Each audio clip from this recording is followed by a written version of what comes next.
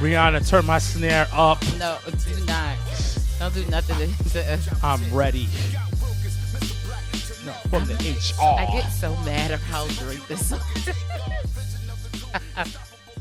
Oh, man, you might have to have that conversation with that individual to get him to do it live. So, ladies and gentlemen, it's your boy, Sir Wilkins of the Job and Tears podcast. Oh, okay. So, we switching it up today. Oh. It's going to be a two-man game tonight. Mr. Black is not here. He's feeling under the weather. He couldn't make it. But he should be on Facebook Live. Checking the with things guys. out. And, it's going to be me and Janelle from the HR. But you know what?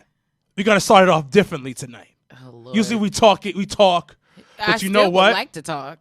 You know what? Let's start it off differently. Because we here. Yeah, the Knicks won the other night, too. They didn't want to fuck with us. Why? I'm talking shit this whole entire Why podcast. are you so aggressive? This whole entire podcast. So aggressive. Yeah, we here. Jesus. We're going to be in North Carolina next week. We are. Shout out to everyone Yo. in Winston-Salem. Do y'all hear me? North Carolina, we in next week for WrestleCade. Back on my bullshit. We back on this bullshit. Back on my bullshit. Brianna's getting angry right now because I'm yelling into this mic. Yeah, stop yelling into the goddamn Do it one time, they gon' think it's luck. They don't think it's luck. Gotta hit 'em Sorry, with I had the to repeat. fix Repeat. Two times, they gon' still doubt. This is gonna They be got the most- Steven doubting us for a while. This is Gotta flood the streets till they by knee far deep. gonna We be the flooded the most- streets with Job and Tears. Welcome to the network, motherfuckers. All these bad That's bitches gonna be that the we intro keep round. Pockets gotta the be network. deep now. Never Deep. lose again, living me deep Pause. down. Keep winning, it's a clean sweep now. We here. What song is this? Yes, Ladies sir. and gentlemen, we here. Big truck, little bitch. Lord. Freak, big bucks, little bitch. Paid in full, little ace, little We bitch. here. You a Rico, Whose song little is- you're case, still not little answering my snitch. question. Not from Chicago. Don't worry Shut about and it. speak. Fab is here. And the Job and Tears podcast is live right now on Facebook. He is super high right now. Put it up, Brianna. No, Put don't- the ox no, up, Brianna. No, do not, please. I think Brianna's back. Yeah, don't do me a solid. Put it up. No, Put it up, no. please. Oh Oh, yes. Y'all feel me? Ladies and gentlemen, we back. We back. We didn't go We here on nowhere. a Wednesday. I know you watching AEW, you watching your NXT, but we back. No When this spoilers. drops, it's gonna be on Thursday. Good morning, motherfucker. Welcome to the Job and Tears Network. Wow. All right. Ladies and gentlemen, Jobber Nation, welcome to a very smooth intro over here by Sir Wilkins of the Job and Tears podcast. As he did mention, I am Janelle from HR, along with, of course, no other than Sir Wilkins. As we did mention, Mr. Black will not be joining us tonight physically, but he is always around causing mischief around the neighborhood. So he should be on Facebook Live interacting with those that are watching live on the live feed. So we do appreciate everyone that's tuning in. If you are also tuning in to AEW and NXT and the Job and Tears podcast, we appreciate all the love and support. Please tell a friend to tell a friend we are not going to be on Instagram Live tonight. So to tune into our Facebook Live session to catch all the ones and twos and all the information we're about to pull up for tonight's episode. I do want to give a quick thanks once again to Joe from Warriors of Wrestling for coming on last week and getting the 1-2 punch and the lessons of the culture. He learned hopefully has learned a very valuable lesson. But I do want to thank him personally for coming on. Once again, coming on. I feel like coming on here is not always the easiest thing. But he was as honest can be. And, we went to the Warriors show. So once again, shout outs to Prolific, Big Swole, and Tasha Steeles for participating in our sponsored match. The Job of Tears sponsored match presented by us. You can catch that match on Warriors of Wrestling's YouTube page. It is one of their free matches that we will post on our Facebook group if Joe hasn't beat me to the punch already. So you can watch an amazing match. Everyone had a good time. It was a good thing to see, once again, Black excellence in the ring, and good thing to, catch up with Big Swole once again, who's my sister in wrestling. I gotta play this after we had Joe last week. Man, I just gotta play this, man. Let's play this out real quick. And I'm blacker than black, and I'm black, y'all. I'm blickety black, blacker than black, Yeah, that's actually my favorite part. Like, he harmonized black. Like, who does that? Black and black. Like, he harmonized the shit out of that. Like, hilarious. So once again, thanks to Joe and everyone at Warriors of Wrestling. Also to I want to thank my wrestling sisters, Tati representing Cats and Dogs, Jenna representing the Mixed Tag Show, and of course Miss Chrissy Love representing True Hill Heat. We recorded our Big Four. Our last Big Four 2019 is in the history books as probably one of the best episodes of the Big Four. We saw some shades of characters we have never seen live and in color. So it was a good time to chat and talk. Queen. This is gonna be all night, ladies and gentlemen, all night. A queen to be. Shout out to the Big Four, bunch of black queens. I like that they're coming out with a second one. I feel like I'm in karaoke mode because I almost busted out into the song. She's your queen To be. Thank I told you you. I have a song for everything. Song for he actually, that is legit. That is not a lie. So once again, shout out to my sisters in wrestling for our Big Four episode. You can find that on the Jabba Tears Network YouTube page, on demand, on SoundCloud and Spotify and iTunes and all that jazz. And then once again, shout outs to Nate and the team 20 by 20 podcast. Myself and Sarah Wilkins will be recording with them for the very first time to talk about Survivor Series this Friday. I'm super excited. It's an episode Nate and I have been talking about for months and months and months. And I said, Nate, just give me a date. And I'm there. And once again, the date is now come. And it will be this Friday. So catch us on their podcast. You know, once again, support those that support you. Last but not least, we are in Survivor Series weekend. It's one of my it's my favorite Big Four. What's your favorite Big Four? My favorite Big Four, real talk, is WrestleMania. Okay.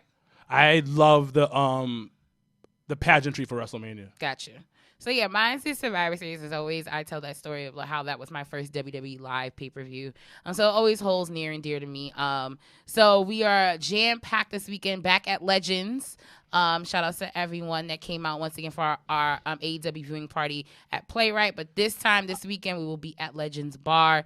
Saturday night, the boys. I will not be here because I will actually be in Chicago at War Games. So if you are in the Chicago area, and you've been a loyal and an honest member of the Jobber Nation, and you see me at Allstate, please come say hi. But the boys will be representing Jobber Tears live at Legends Bar for NXT War Games. And then I will be rejoining the team Sunday night for Survivor Series. We will have our big viewing party along with the birthday party of Sir Wilkins. Sign up for 32 Chops will be going on during pre-show. So make sure to come early to sign up where you can get a chance to chop this good old chest here of Sir Wilkins as he is turning 32 next week. We are going to be giving away some prizes and some raffles. So stay tuned for that. But once again, come out, have a good time, talk some wrestling shit. We're going to, celebrate us going into 2020. We have a lot of big things that we're working on for 2020. Once again, cannot reveal some of those things, but make sure you're at Battle Club's first show of 2020, January 4th, to hear our big announcement.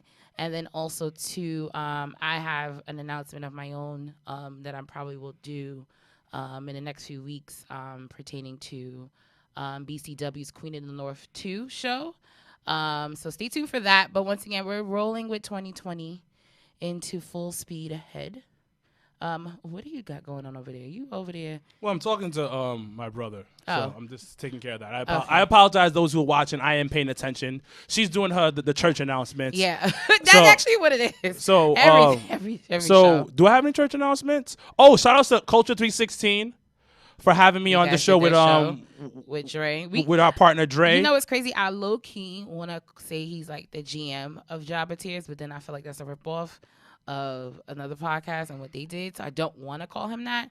But we're gonna figure out a title for him because he's definitely been a very strong part. If you guys don't follow Dre already, it's _ Bask in Glory or Bask in My Glory. Bask in My Glory. Because he's out here thinking he's Keith Lee, but he is not, in my opinion.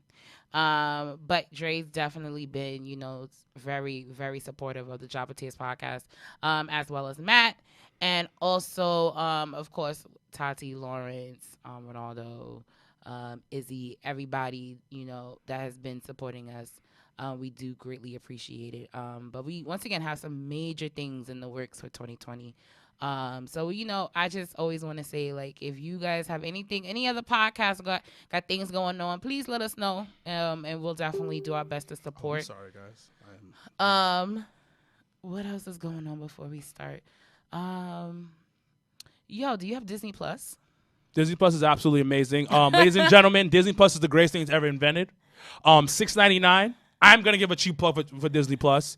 I have been watching X-Men, Gargoyles, for the past couple of days. I definitely. This is strictly nostalgia right now. Absolutely. And I haven't dug deep into it. I know that new Star Wars. If you like Star Wars, that new Star Wars series that they have on Disney Plus is considered amazing. Shout out to Nick. Nick be holding it down, Yo, be giving shout out to Nick solid reviews. He told Mr. Black, who Mr. Black then told me, that you could do the bundle shit where if you already have Hulu, you could get Hulu, Disney Plus, and ESPN Plus all together and pay only like $12 a month. So I have that Hulu shit already is from clutch. Sprint. So I don't know if you can combine it. I don't think I can free, combine it. But I know I did mine, so that was how I was able to do the Disney Plus. Because at first I was like, I just want to see DuckTales, so someone can just slide me their login. And I was almost tempted to do the 7-day free trial. But then when I heard about the bundle pack, and I was like, I watch sports, it's football season. I definitely think I would want, to have ESPN just on the fly just to watch a game or two. And then I already paying for fucking Hulu, so I might as well do all three. But there's like a bunch of, I like documentaries, so there was a whole bunch of like documentaries from that Geo side because they're under Disney. But then also too the idea if I can watch Lion King from 1994, the original, whenever the fuck I feel like, that is clutch. So, Yo, Disney like owns the world, like low key. But like I've been saying, I really just need Nickelodeon to step the fuck up and put on all the old school TV shows we grew up on, like Wild and Crazy Kids, Legends of the Hidden Temple. They got these remakes of like Are You Afraid of the Dark, but I need like the old shit. So I need Nickelodeon. I think they were in talks on Netflix to putting some shows on Netflix, but definitely I would want some old school shit like Double Dare, like some old shit. Like, so if we're going for nostalgia, I definitely want Nickelodeon to pick up your game, because Disney out here killing it. Bitches out here reliving That's So Raven and all the type of shit. So definitely worth a try Nickelodeon. That's my cheap plug for Nickelodeon. What else? How was shout out to HOG. We're gonna get started in a minute. Shout out to HOG. They had their No Limit show this past Saturday as well in honor of Matt Travis. Since you were there, that shit was not emotional. Like that's not something I don't want to even like talk about. I know, but I mean, just in terms of the matches or just things like that. The show was good, but it was heavy. Yeah. Throughout the night, and Matt had a real impact in the wrestling community, and you can tell by last night. I went to his wake yesterday. Yesterday meaning Tuesday, and once again, you saw a ton of people within the wrestling community there. He was heavy in the dance community. Yeah. And I did hear about that. So you Shout saw out people. To Tom. Yeah, Tom told a really dope story about it. Yeah, Tom, who is co-owner of IWW, wrote a really, really cool piece today in YouTube and SoundCloud days would be Wednesday. But he wrote a post about how he was promoting his show, which once again, if you are in the New York City area during Thanksgiving weekend, support IWW's Cheat Code show that's happening Saturday, November the, 28th? Yeah, 28th. No, 29th. No, I'm lying. 30th. Because December 1st is Sunday.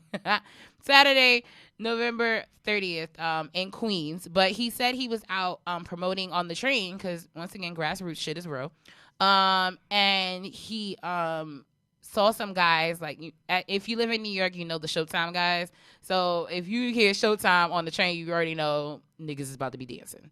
So he had gave one of the guys that was dancing on the train the flyer to the show, and then the guy had told him, like, yo, I just lost, a friend of mine, he was a wrestler, and come to find out, they both were talking about Matt. So I think it's, it's such a, I always say wrestling just brings everyone together, but it legit brings different walks of life and people together that you don't even think of.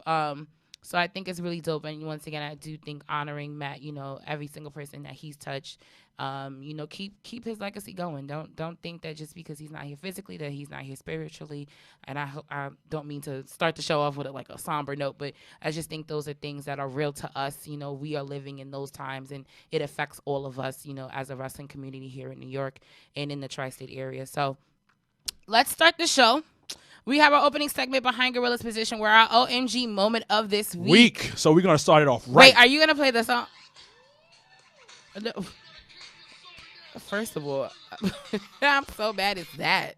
How you gonna play that song? You're looking at the real deal now. Because motherfuckers don't know about us black folks, man. I definitely don't think so that. We got to start it off right. So we got to start it off. Because motherfuckers don't know who we are. I'm mad. We own these streets, niggas. Oh, I said nigga. we gotta talk about something. After we had a whole episode of telling the nigga not to say nigga. Okay. So, I was like, you definitely scolded a person for saying it. We just gonna keep going full force, but it's okay. Our OMG moment this week is Into the Fire, literally. So yesterday, I was watching NWA. If you don't know, NWA has been doing weekly shows on YouTube, on their YouTube channel on Tuesday nights.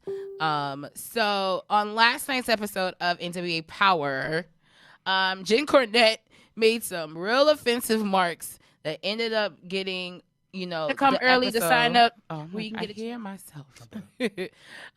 Where he said some offensive remarks that ended up having them pull the episode, I guess, after, it aired. So I guess in between 9 or 10 o'clock, because I watched the episode. It was after backstage, so it was after midnight. So the episode was already edited without, what he said. So I was sitting here what the fuck did he say? I don't even know what y'all talking about.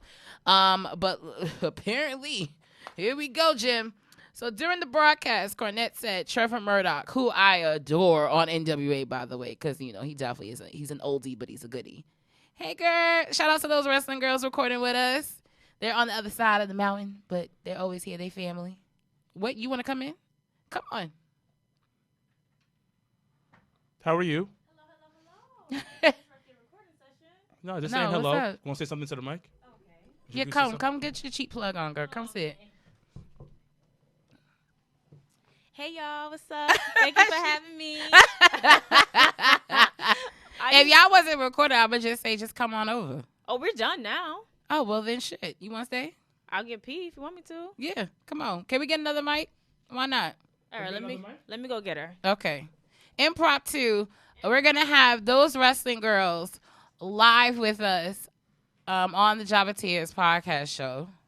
Because Krista legit came in and said, hey, and we were just like, you want to just come do the show with us, girl? Come on. What do? I fix things.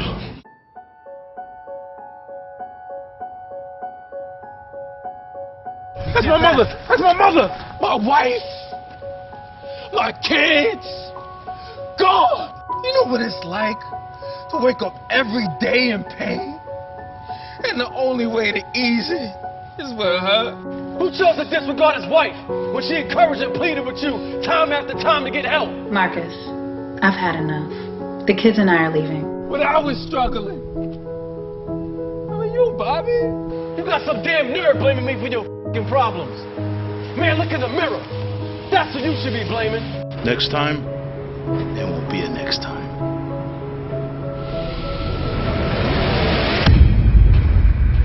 It's broken, Bobby.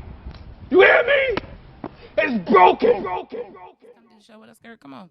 We got a seat. They're both coming out? They both can. It doesn't matter to me. So hold on, let me continue talking. Well, I can't talk to myself. But as I was saying, Jim Cornette had said, and I quote, Trevor Murdoch is the only person who can strap a bucket of fried chicken to his back and ride a motor scooter across Ethiopia. Trevor, Yo, it actually is like funny as hell. Like it's inappropriate, but it's like comical. I guess the way I said it, because I was just like a whole bucket of chicken. Like what the fuck? Like what was you thinking? Well, he said ride a motor scooter across Ethiopia. Like I just want to know what was going through his brain. Like there's so many. I mean, there's so many countries in Africa. It's like you chose Ethiopia. That's crazy. Oh, we got a bottle of wine. Oh, it's red though. I don't drink. Oh no, it's white. No, it's red. I don't drink red wine unless I'm eating steak. Yeah, I'm a little bougie. I'm so sorry. But we are taking some time to set up to have those wrestling girls, Chrissy P and Miss Patty Pat, join us. How funny is that? I was like, first of all, why y'all out here drinking red wine? That's nasty as hell. Oh, is this their wine? Yeah. Okay, so actually I may try it then. Yeah, try it, girl. What up, Pat? Hi. What's going on, girl? Good to see you, girl. I know. What's going on? How are you? Good. How are you? I'm all right. I will be. Now I'm so glad that I'm not outnumbered in this episode. I'm always the only girl with two guys, so I'm like, I'm so glad. So it was. I have my homegirls coming for Survivor Series. Yeah.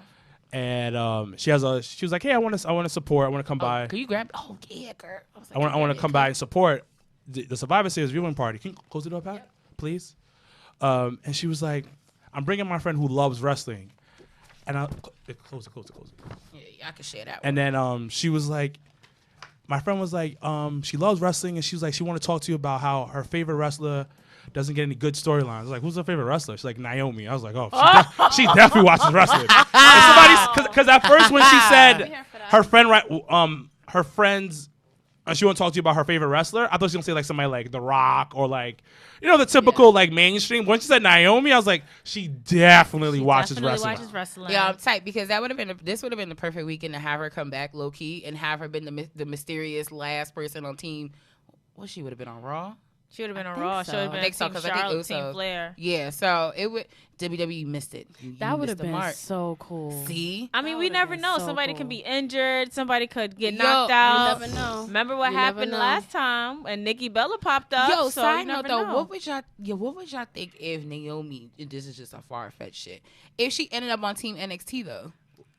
Here for it. Here for it because it's Period. different. It's something so. Brianna, can you turn up the ladies' mics up a little bit, please? Can you turn up Pat and their mics up, please? Alyssa, a little bit. Thank you. It broke. It broke inside? Yeah. Oh, y'all fucked up. No, I have a corkscrew. I don't know. Wait, if do you have get the wine opener? Yeah. Hold on. Let's see if. And we let's could see if it'll save work. that. We're gonna save this. It's right behind you. I gotta try this Bella wine. It's good. It's good. And I typically don't even like red wine. We were saying the same thing, Unless but I it's stay. decent. It's decent. All right, but yeah, as I was saying, as I work this out, how different would it be if Naomi was on Team NXT though? I'm for it. Yeah, they haven't me too. announced any of the NXT participants for Survivor Series. No. Oh, right. They have. Oh, this is not. my favorite Moscato. Oh, yeah, mine too, girl. I was at an I got a event. bottle. And it's the blue Moscato bottle if anyone wants to know. I never know how to say the name. Bentonara. There you go. Ooh, I gotta try that one. Bartonara. Girl, I could drink that like it's I can drink it like it's with a juice. straw, right? Yeah. Right with a straw I at got the a whole bottle. bottle. That sounds really alcoholic. I'm sorry. But, Ooh, Come yes, through. Janelle. Come through. Yes. I mean, it's probably going to spill because we made a mess on the other side. But yeah. But I think it Cheers. would be the most unexpected thing for Naomi, and then she won't just debut again on the main roster and get lost in the shuffle like she tends to do sometimes. you never know. This is it, and this is something I know we got to move on to the actual show. One of the biggest problems with WWE, and listen, I'm gonna tell you this right now. I love WWE. I'll always ride for WWE, but I'm an honest fan. Mm-hmm. They don't have enough people of color on their writing staff. Agreed. So a lot of times, and it's also they don't have enough hit people on their writing staff. Because people of color, what's one thing, but you have to understand people that know whose fingers are on the pulse of current pop culture, and that's why you see people who have somewhat creative control. Their stuff goes further. Like for instance, the New Day, Bray Wyatt as the Fiend. They understand what's going on and they understand what fans want and they just understand the creative process. So sometimes you have a white dude writing for a black woman or just a Hispanic woman. They don't know what the fuck they're writing for. No, because they don't know the experience. They don't know. They don't know at all, or how to portray her character in a non-stereotypical way. Yeah. So that's one of the biggest issues of why sometimes people of color within the industry don't hit, because the people behind the scenes don't look like them.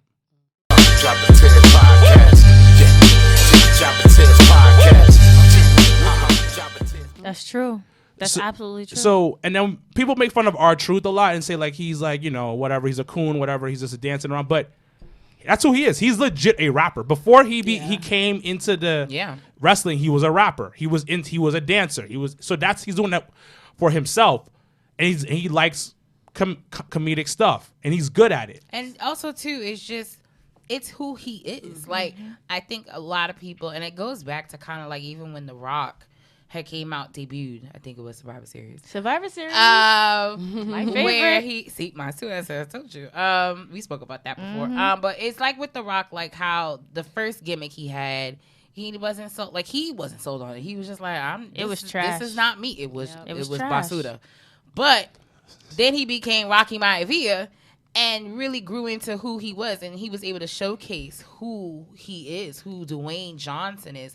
And I think that plays a part in, you know, any type of gimmick that you do, is a part of it has to be who you are. And I think Vince even mentioned that once or twice, you know, during an interview or something, where, you know, a little bit of, you know, when you look at the McMahon versus Austin era, and he says, like, everyone says that a part of, you know, Vince being the ass is who he is. So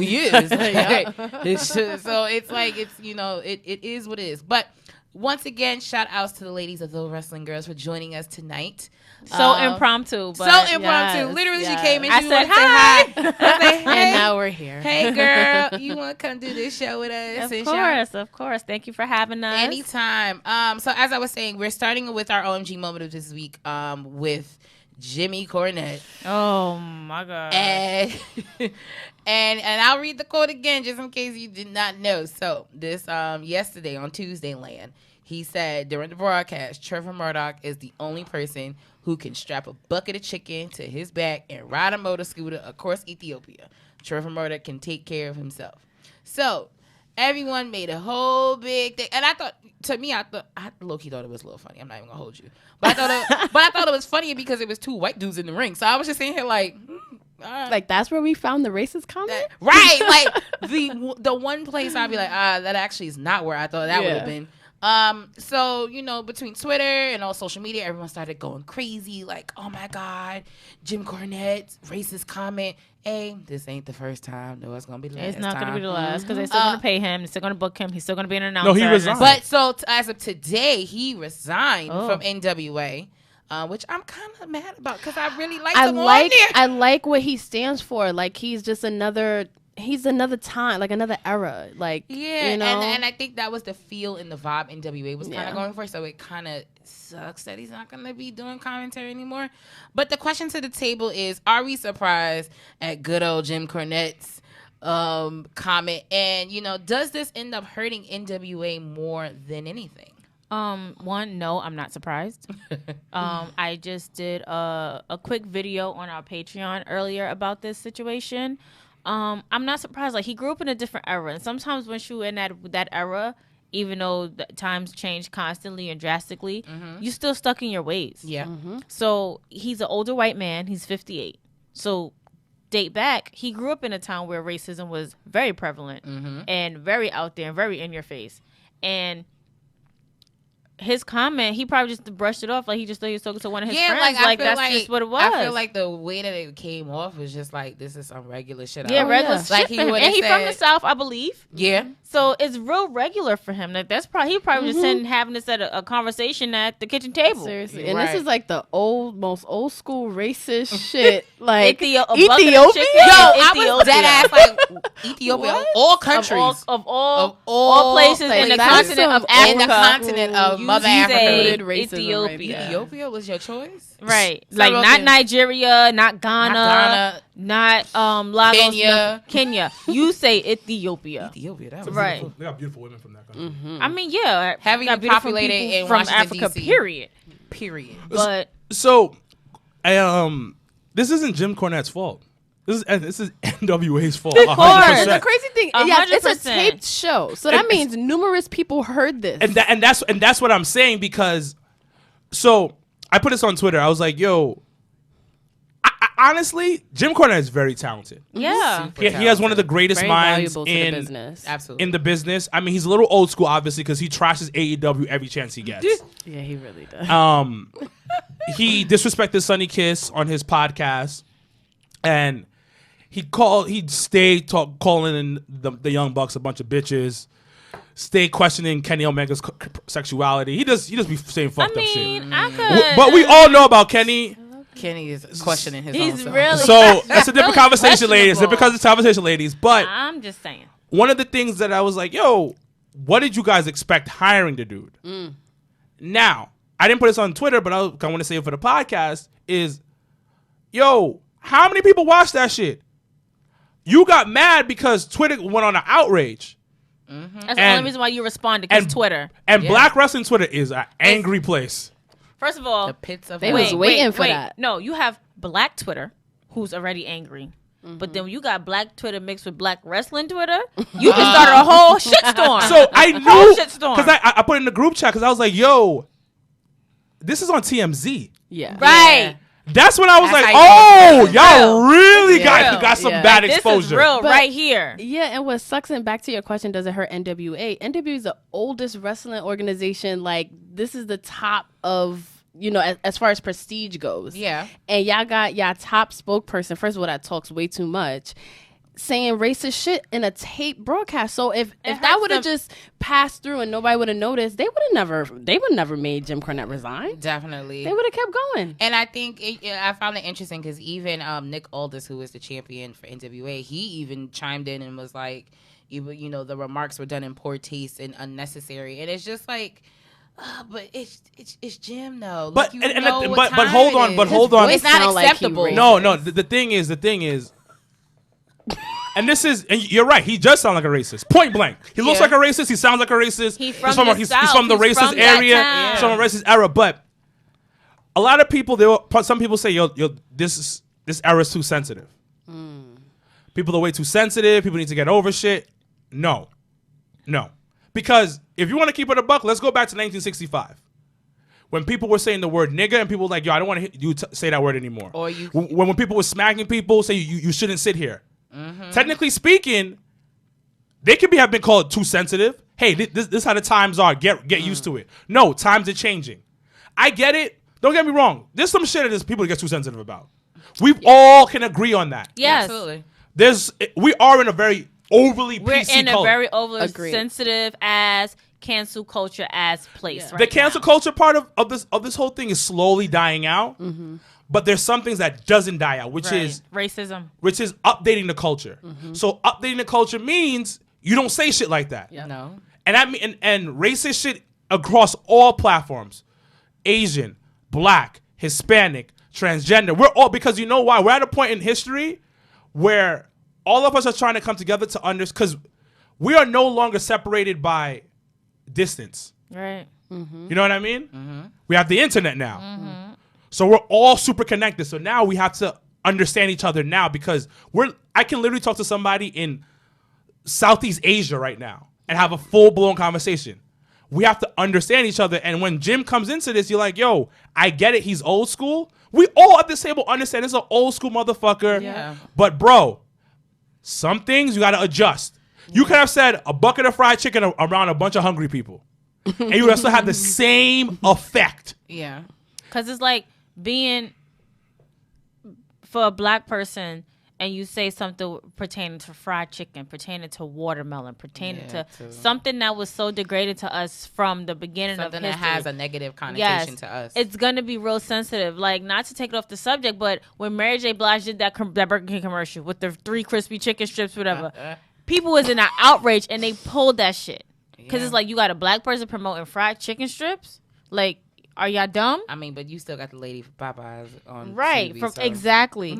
But it's She just like making she's mad making money. it, but the difference is like she's making it like she's promoting like, okay, black entrepreneurism because I'm promoting this shit. Different from praising black fucking chicken, like a black person praising fucking chicken like I've worked hard to get to this point in life. Like that's how people see it. So when you bring up something fried chicken, watermelon, Kool-Aid, whatever the fuck, to and Man, the way I haven't had Kool-Aid in a minute. yo, me neither. I was fiending for some grape Kool-Aid. Damn, I want before. some red Kool-Aid Right. That's right some now. niggas. And you can say that, Wilkins. Right, but wait. Jim Cornette You can't. know, Janelle went real black because nobody ever calls the red I one said cherry. red. She wants some red I want some Kool-Aid. red Oh, yeah, it's- that's it's it. the color. I hope It's I the get color. some when we go down to Carolina. I'm not even gonna hold you. I'm like, damn, because they had put us on. They had made us try. What's this? Some cherry. What did y'all say it was? Cherry wine soda. It's basically cherry soda, but they call it, I think, cherry wine down in North Carolina. And I had never had that, never heard of it. Was like, what the fuck is this? And then we tried it last time we was in Charlotte, and I was like, oh, it's basically cherry soda. Right. Okay. But I got could have it. just said that, but Right. all right. So when you say something like that and black Twitter is real, but black Twitter wrestling is even more realer, See, it's going to be real sensitive. And I think that's just the era that we're in right now, because I think a lot more black wrestlers we're becoming more of a community within the wrestling community. So like even the last few shows, like we've taken like pictures of just all the colored folks that actually wrestled or participated in the show. And to us, that's an important piece, because it's the piece of the unspoken, because Right. it's not something that is typically done. It's not typically acknowledged. And I think now we're becoming more and more in the position, when we have platforms like this, or when you have wrestlers that are, on whether it's WWE or, NWA or Impact or AEW or whatever it is. Now we have a social responsibility at this point to make people aware of things that are okay and that are not okay. And Jimmy, That was as not much okay. as I love you, this was not okay. Like, this was not it. No. And I think it ends up, and that's the question I had. I think it ends up hurting NWA, because I think he was such a strong piece of NWA, because he's low key one of the originals. Yeah. So I think it's it's a hit to them. But once again, I think the product and how it's grown, like even just on YouTube by itself, I think they're in a position where now they can elevate and kind of bring NWA out of the old era and kind of usher it into a new era and understand different things. Sadly, NWA been so fire though. The episode. How about the match that was going on was hot? I know, it sucks. Like Trevor And Murdoch and versus Melina Nick. debuted Yo, that Melina night came too. out. I was like, what the fuck is going on here? We just grabbing people out the ass. Like, what the hell? Yeah. Like for weeks I've been telling people like, yo, NWA is my shit right now. Like I ain't really watching nothing else on Tuesdays but that. So and I still I ain't gonna lie, am. I be fucking with Impact. Yo, Impact's been good. Impact's Yo, been good. Check it Impact for on Tessa. because I went to the live taping. Yeah. Was it 2 weeks ago or something? Nice. And I was just like, yo, Impact be on some next level shit sometimes. I feel like it's a hit or miss most of the time, but It's a hit or miss, but I don't know. It's like you don't expect too much out of it. So when every time I watch it, I'm just watching it. Yeah. And my standard, and sadly, my standard of excellence is I don't have high standards for It's it. low. So I'm just watching. I'm just like I'm enjoying for what it is. Yep. And I think sometimes it's good to have that as a wrestling fan. Like enjoy it for what it is, because we don't enjoy anything. Exactly. Oh It's my so god! sucks. Like for me Yeah. with Impact, I really couldn't get to it because I feel like Impact was the place where all the has-beens and the washed-ups went. Like when Jeff Hardy got drunk, and Yo, he let's, went to Impact. Let's talk about how Like- X-Pac main evented one Impact Right. pay-per-view. I randomly last night, no bullshit. Last night I came across this like one night only pay-per-view that Impact that TNA did, and it was years ago, and it was one night only where the matches were being made as the night was progressing. Like, you didn't know who you were tagging with. You didn't know who you were wrestling. Like, they had fucking Samoa Joe and Christopher Daniels tag team with each other. It was the most random but perfect storm I've ever seen. Up into the goddamn main event when was X-Pac. it had fucking 6 people in there. AJ Styles was champion. It had fucking X-Pac. It had fucking Raven in it. It was Raven? random as fuck. But it was one of those random things where I could enjoy it. Like, I was just like, fuck it. I feel like that's what Impact is really about because X-Pac, former addict. Jeff Hardy, former addict. We gonna talk about. Let's talk about Road to Recovery later. AJ Styles turned down from WWE, went to New Japan Pro, came back. Like it was just like literally I those. still get surprised seeing AJ Styles on TV. Yo, To you this ain't day. never lied. It's Like wild. when he To this came day. out at Royal Rumble, The when biggest- Roman Reigns was squinting, like who the fuck? First of all, Roman out here questioning who the fuck are you? No, nigga, who the fuck is are you? you? Right, like he's like, You is know he- who AJ are Styles you? is. Like, is he really AJ Styles really here? Like, and everybody, the crowd was going wild. Roman was dumbfounded as Dumb. shit. And I love me some Roman. I'm Yeah, just he's throwing a it out there. dummy. You gotta understand. Not the reason gonna why go there. Not gonna go there. the reason why I admit. never thought AJ was gonna come to W because how small he was. Right. And AJ was in WWE at once upon a time, and he just didn't make it. Yeah. Yeah, and I came across this reel of him in WCW, and I was like, oh, okay. Every wrestler has wrestled everywhere. Everywhere. Yes, Low that's key. true. And every Everywhere. wrestler He was on a Thunder has episode. gone through WWE. Yeah. Let's talk about how they still have not put mad other Thunder episodes on the fucking network. Really? It pisses me off. Oh, Like, it's certain man. episodes I be looking for. I I'm love like, to shit. hate watch Thunder. It brings you back to the Goddamn. 90s, the early 2000s. Just, yeah, It's- before everything went here. Yeah. But, you know. All right, let's move on to the advice of this week. So, as everyone has been anticipating WWE's Backstage on FS1 on Tuesday nights at 11 p.m. In last week's episode, they had the cult of personality himself, CM Punk, come on and say, I will be here next week. So it was honestly the most anticipated, I feel like, must-watch episode of Backstage you can Ever? have. And I low-key missed it. Oh, it my was God. good. It was good. But I was working. I was at work. Okay, So that's that's fine. But I caught up today. Okay, good. Right. So, over the last couple of days, as we've spoken about plenty of times, Seth Rollins and his Twitter fingers. Oh, God. I Ever feel like he since- got that from Becky. But she's good at it, though. Yeah, No, so I'm just like, she's good at it, Shit. but he just trying to do it.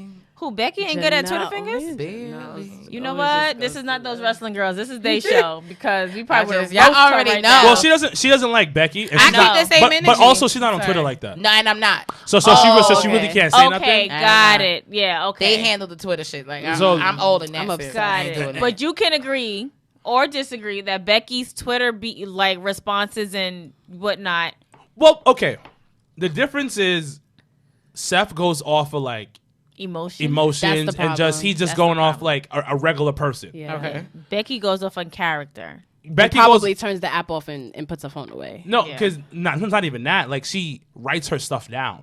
Mm. Stuff that she puts on Twitter, she's like practiced it, wrote it down. Like she didn't say it exactly, but she kind of said it on when she was interviewing with Stone Cold on his Mm-hmm. show.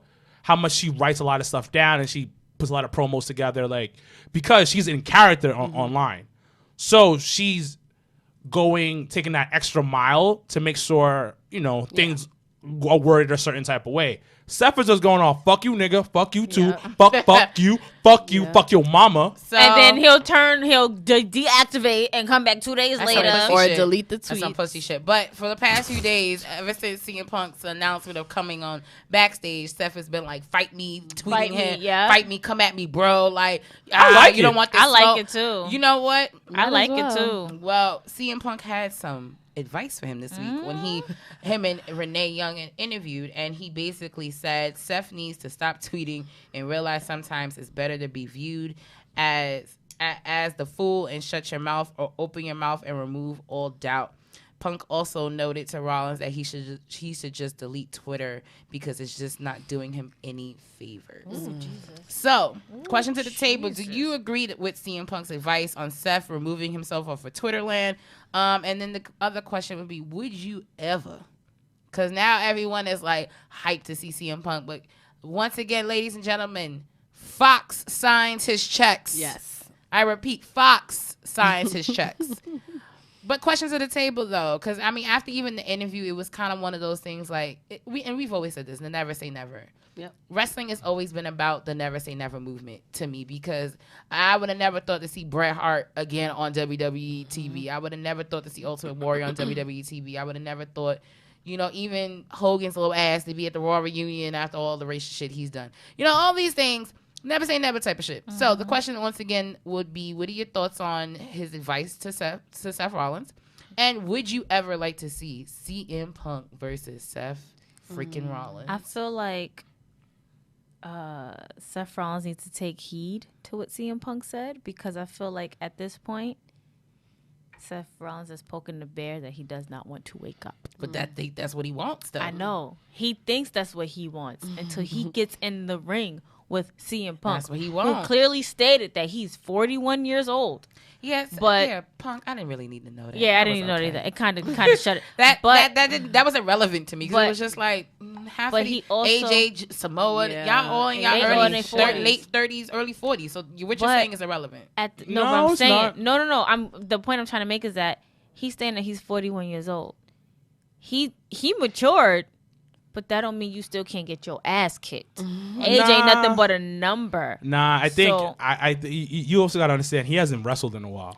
He hasn't wrestled in a while. He's out of shape. We don't know if he's out of shape. We don't know if he hasn't been. We don't know if he hasn't been. We gotta remember, being practicing. in shape and in ring shape is two different. That's what I mean. So we can say he's probably out of in ring shape, but we don't know if he's out of shape. No, he's out of in ring shape. Okay, and that's gonna play a huge factor in the match. I don't need to see CM Punk in the ring anytime soon. No, not anytime soon. But sorry. I mean, it not anytime soon. But I would love to see that match. Like that's probably the ultimate dream match. Like really, yeah, for me, because I feel like CM Punk can get back to where he was, or even come back even stronger. CM Punk was overrated in the ring. I mean, it's a great storyline, low key, because Seth has always been a Trips guy.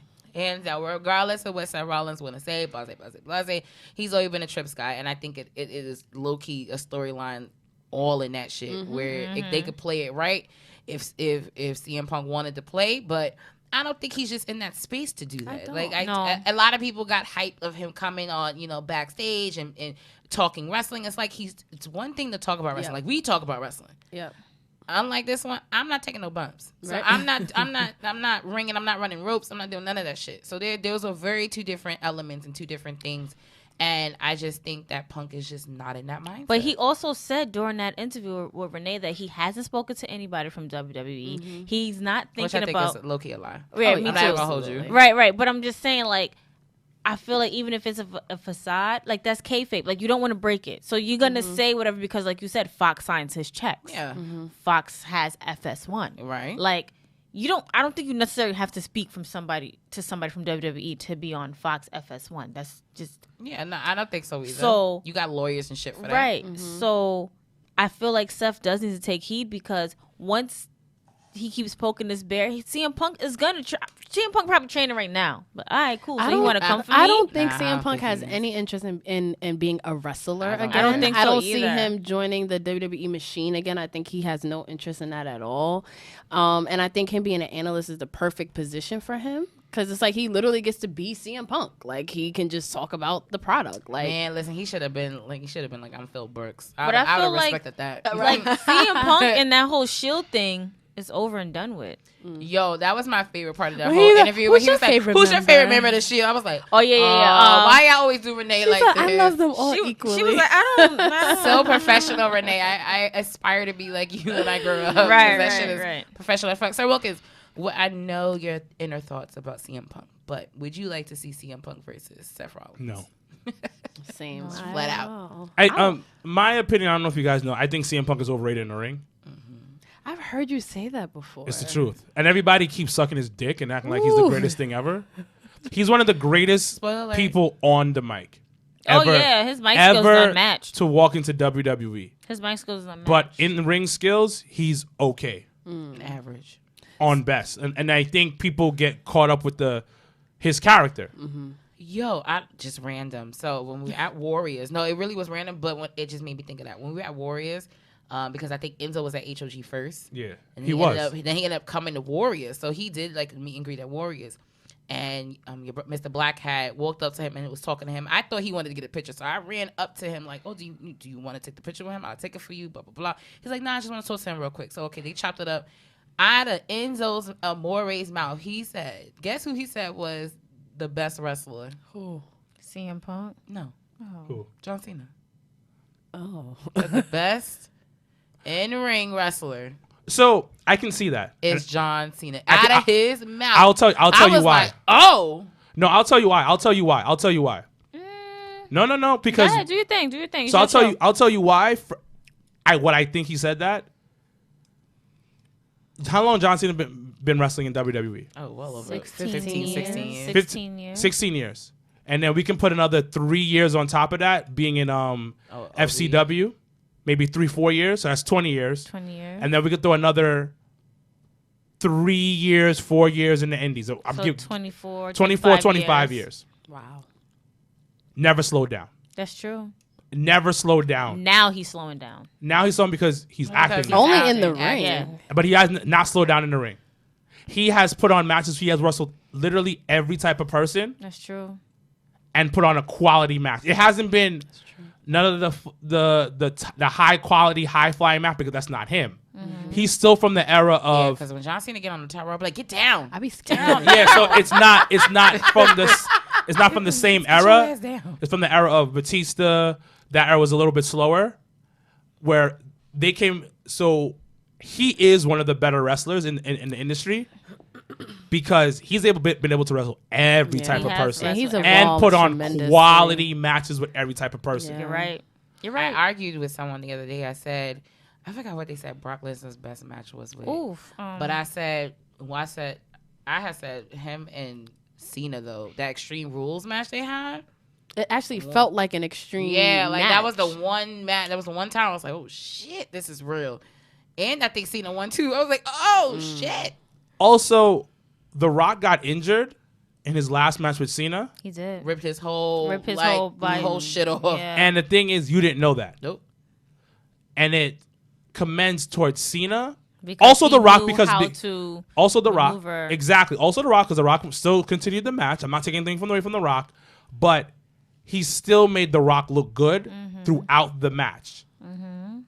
Yep. You can say what you want to say about Cena. He be burying niggas. He be burying niggas. Yeah, But who did it, But, though? is that But- his decision though? No, He has a play in that. He has a because play in that. That honestly is my beef with Hogan. My beef with Hogan yeah. has never been like you saying some racist shit because you're not the first, you're not the Yeah. last. So I ain't gonna hold that. I'm not gonna, ultimately Right. hold that over you. But Right. my issue was always that was the whole issue between him. It started with him and Brett, and that was why he left WWF at the time was because he did not want to put over Bret Hart. Yep. And he decided to go and sign with WCW, and then Vince said, "Well, fuck you." Yep. And now I'm gonna continue to make Brett be the champion I want him to make, and then he ended up low-key screwing him, and then Shawn Michaels into the picture. But that's either here. But No, Shawn that Michaels was always a in the picture. that was a rotating door because you just said Hogan didn't want to put over Brett. yeah, Brett didn't want to put over Sean at all. at all. And Shawn didn't want to put over anybody Shawn else. didn't I wanna don't put think over that's anybody true. else. I don't think that's true. I think Brett was willing to put over Sean if it led to a further program with Sean. But every time that happened, every time Sean had to drop the belt to Brett, something happened. He lost his smile. He broke his knee. He did this. He did that. So I feel like that's always like a misconception. Sean about that. lost his smile way after Brett was gone. That's not true at all. Shawn, so I read Bret Hart's book like 3 times. So, that's Bret Hart's point of view. Right. But But on TV, Brett wasn't there when Sean but lost how many his times smile. did Brett lose the championship to Shawn Michaels? Once. How many times did Shawn Michaels use the championship to Brett? Brett, they didn't like each other. They didn't? They did. They didn't like Period. it comes down to that, and you also are too, probably. Shawn wasn't the best person to be around at that time either. And all. he'll admit that. And he says that. said- Well, that. Hogan didn't want to put over Shawn. At all. Remember the program that they were supposed to have? It was supposed to be a 3-match program, but Hogan was like, I don't want to do this. And that's a funny one if you want to watch something funny. Oh, because Shawn's a piece of shit. He was like, yo, oh, really? You're not going to put me over? Okay, I'm going to oversell every fucking thing because I'm Yes. that fucking It's petty. so funny. So petty. Like The he's levels King of pettiness. He's King Petty before King Petty was a thing. But it's crazy because he's like child of God, and it shows you that people who are Yeah, Christians who are hold mad that petty. shit. so petty. Christians are mad petty. Don't believe all what you see there. Christians are mad Because petty. Shawn was Super definitely petty. like, I'm here for the Lord. No, you still petty as fuck. No. When you become a child of God like that, you become your pettiness level goes to 1,000. No. Listen. The Lord knows his heart. Of And course. that's all that matters. Now. He can be petty Well, as God is fuck. petty too. You Yo, know how what? crazy. God night. is the same nigga that Not God's the same nigga. Listen, I go to church. We ain't gonna do this. Oh, God's the same person that came down. Was like, you know what? Y'all all pissing me off. Flood. Yo, no, do me a favor. Take all of these, put them in here. Only the animals, because these people, these human beings, they all pissing me off. I'm mad right now. So you know what? I'm gonna be petty. Let's flood this world. That's crazy. But anyway, let's bring life back into the show. AEW Praise news. the Lord. Amen. AEW news is that starting at the top of the year, as everyone knows, the Jericho Cruise is happening again. And they leave out of Miami, but also they have rearranged a lot of things, and they're bringing back Bash at the Beach theme. They copyrighted, they copyrighted the name, Khan did, and got legal rights to use Bash at the Beach. So they're going to do a Bash at the Beach live. AW theme song. This shit sucks. This shit is trash. It's like really loud. No, but that shit, no. Now play NWA Power. That shit goes hard. Just turn it Their down. theme some. song goes hard. That shit was just like, here comes the boom. It's like, what? Like, I don't know what the fuck going on That here. just blew up my eardrums. I don't know what the fuck Welcome that to was. the Jabba Tears podcast. Oh, thanks. But Astro Wilkins is finding Power because that shit goes super duper hard in my opinion. They're doing. Oh, man. Ooh, yeah. Are you at the gym? And you need something to listen to? Ooh, yeah. I got an idea. How about you download the Jabba Tears podcast on anywhere you listen to podcasts? Because it gives you that. Ooh, yeah. They're doing. Oh, you playing it now? Go ahead.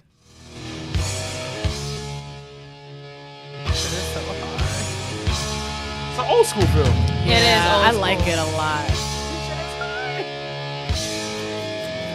It makes you want to hop in the ring and run ropes. Legit.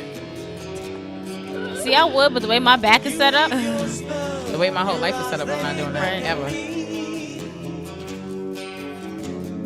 I wonder if the guy that owns it did the song because you know he used to be in that band. I think Smashing Pumpkins. I wonder if he did the song. But anyway, so AEW on January 15, 2020 will be at the University of Miami recording Bash at the Beach for AEW Dynamite, and then they're going to be taking on everyone heading on the Atlantic for their, I think it's a 4-day, 3-night cruise, and they're going to be doing 2 tapings of, I do believe either 1 or 2 tapings of AEW Dynamite on the cruise ship. Ooh, that alone is lit. That's dope. Like, I'm not even going to hold you. Like, 2021, Janelle from HR would definitely might go on need this to be Jericho there. cruise because hopefully we're a little bit more popping by then. Jericho would maybe know us. But anyway,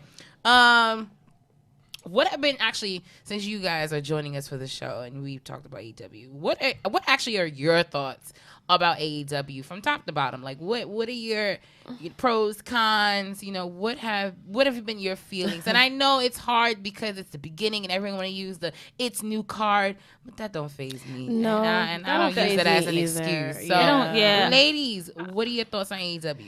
I've tried. you go I've really first. tried to watch it because I was like, oh my god, something different. And I grew up watching WWE, so I'm like, you know what, something different. If I'm not watching Chris Jericho or Say it again for those Dean louder. Ambrose, Dean Ambrose. That's what it is. John Moxley, Shit. I don't. I'm I just love not their energy. invested That's into exactly how I it. And then one of the things that they were supposed to have over WWE was like the in ring, but then I feel like a lot of the matches are so high spot, if that makes sense. Total that sense. when I watched the pay per views, it's like, all right, I've seen the Young Bucks do that. I've seen Darby Allin do that on like it's just not capturing me. And then they were preaching about diversity. They were preaching about the women's division. Oh wait, say whoa. Say a lot of I people. have yet to say see a lot of those would bring that back. diversity, inclusion, all of that. I have yet to see, Sonny Kiss on Dynamite. I have You yet see him to on, see. and that's my issue is they've been putting them on AEW Dark. Dark. That Right. don't count to That does me. not That doesn't count. count to me. Like- That little ass women's championship belt that you Oh, say gave it to the louder. little ass Asian girl. Say I it. love. I respect her. Don't get Say me it wrong, louder but for it those in the just. back. Well, it just, I don't know. It's just falling It flat doesn't- for me. The Cody Rhodes storytelling, though, like, it has its high spots. It's just not grabbing me. For me, it gives me WCW feels. Like, let's keep it all And the way that's not always 100. a bad That's thing. not a bad thing For either, me, yeah. I didn't like. All right, if we're gonna go back to for me, going back to 90s where it was WCW versus WWF at the time, I was always team WWF. Whether ratings and shit, I was always that because when I watched WCW, it just did not draw me in at all. So and then WCW barely had any women on it. We're gonna be real, like it was mostly the people from WWF. That's a good point. Yeah. the people from Forgot about that. WWF And the and Nitro Girls. WC. Right, that was it. Like you could have just put them in a That box. was what and it was. Shawn Michaels' wife. Right. Right. And it was just like bad funny though. Right. so. But that's T's what- wife, DDP's wife was in that. Bad. Damn. Yeah. And then the only real Tori Wilson. No, I think that They were was getting paid ECW. well though. yeah. They Oh, were. Stacy Keibler. Stacey She was a Keibler. Nitro girl. She's a Nitro girl. Then she went to ECW, yeah. and then she came to WWE. Yeah. But that's what AEW is giving me. Like Pete said, there's not much of the diversity that we were promised. Like we saw that during that first pay per view, everybody was good. So where the fuck is Karma now? Oh, Karma out here cutting bitches' hair every Oh. time she come up.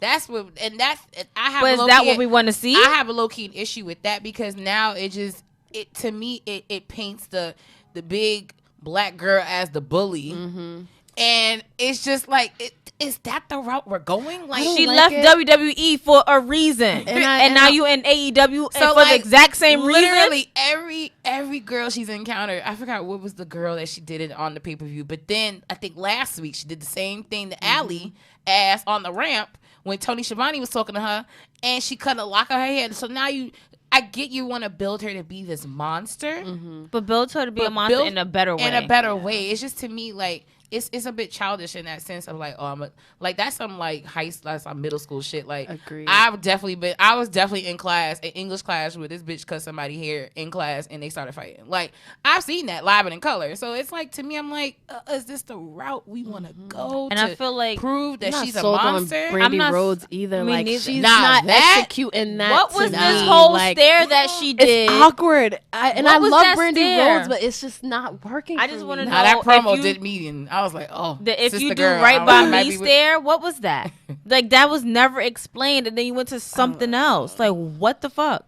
So having a dick in the room, I'll say my opinion. Hey, Of course, I'm gonna drink some wine on that part. that part. So I like AEW. I do. I've enjoyed it. It is a WCW feel. The reason why, because shit is set in the South. WCW is based in the South, and AEW is going that old school type of route, whatever. yeah, give the or take. last few shows is what they did. Charlotte, Tennessee. Yeah, it's West the Virginia. South, everything of that nature. It's that kind of feel. You guys are 100% right about the women's division. It is trash. Horrible build up. People have constantly tried to like kind of defend it, and I've told people like, for instance, the last match that they had on their pay per view on Full Gear, they had Rio and what was the other woman's name? I forget her name. I can't pronounce it. I'm so I apologize. I can't pronounce it either. And But it's supposed to be like her teacher. it's Yeah, her like her teacher who mentor. they had like over 100 matches against each other, blah, blah, blah. That's a great story. Why wasn't that told On Dynamite. on Dynamite? Why wasn't that one of the backdrop storylines throughout building up to that pay-per-view? Yeah. People have said, oh, they did a video package online. I don't want a fucking video package. I don't want to look online to see it. I don't want a video package. Especially when you got a good ass TV deal. Yeah. Yeah, Yeah. that show The was TV good. deal that you worked so Yeah. hard for, But and you- then said, "I want to be on, I want to be on the same level as, as WWE in that sense of being on a network." I mean, it's great that because we're in an era where, you go to YouTube and you see on-demand stuff and you do this and you do that. But, like, for story purposes, I'm going to need that shit to be on Dynamite where I can tune in weekly and understand the build-up. And to understand the buildup of that. And you raised a good point where you said it's a bunch of high spots, especially in the tag team matches. I've always said this, that there's no storytelling done in a lot of their tag team matches. And it hurts them. But that crowd wants that. True. That's what that crowd is looking for. My thing is, are you going to love me for these high spots? Or are you going to love me for my character? Now, we love Paid in Full on the show. It's Absolutely. I do too. when what's his name? Ace was telling what's his face? Are they going to love me when I'm gone? So if I start doing these high spots, are they going to love my character? But why not blend it? Like why not But make us love both? But they don't know how to do that They don't know because how to do you that. know what that takes. Maybe they do know how to do that. But they just don't want They to. don't want to because you know what that takes. That takes of slowing down the match and working like a heel and working like a face. For instance, one of the best matches I saw was when SCU got their number one contendership. Yep. And you know why I love that match? Because Homeboy got injured. Yep. And the other one came out who said he was not going to fight. Scorpio comes out in jeans and sneakers. Right. He wasn't even dressed. Yes. And that told an amazing story. did. Like, yo, this is last minute. I got to jump in and I got to fight. So. But it also kind of made it predictable that he was going to do that. Like, but it was like. We're too intelligent. No, right. Yeah, we're too intelligent. But with WWE, they're like, all right, cool. We're going to put it on break, let them go change, and then do it. It's just like with New Day. Like, oh, yeah. Woods got injured. Put Kofi back into the mix, but which I can appreciate because then now he's not gonna be irrelevant because that's what people was trying to try out here like Kofi's gonna be irrelevant, like but he's gonna go back to mid card.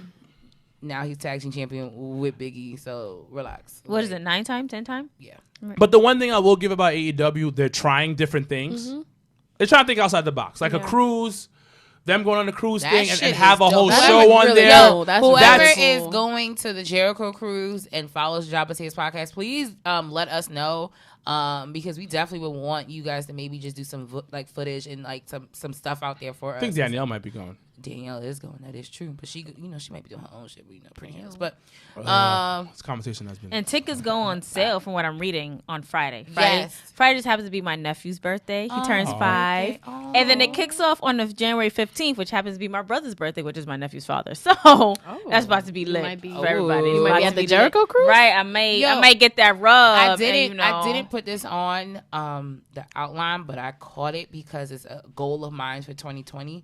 We don't really get a lot of time to talk about the NXT UK brand a lot. Right. But they're having NXT TakeOver UK Blackpool January 12th in the UK.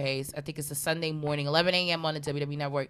They sold out in 2 hours. Nice. And no one's talking about Nobody's that shit. talking about and it. no one will talk about that shit. It's WWE. Because the WWE is having their UK come over for Survivor Series. No, it's not even that. I think so too. Well, we're gonna get there. We're gonna get to that. It's not even that. Like a lot of this is a quote that I always use on the podcast.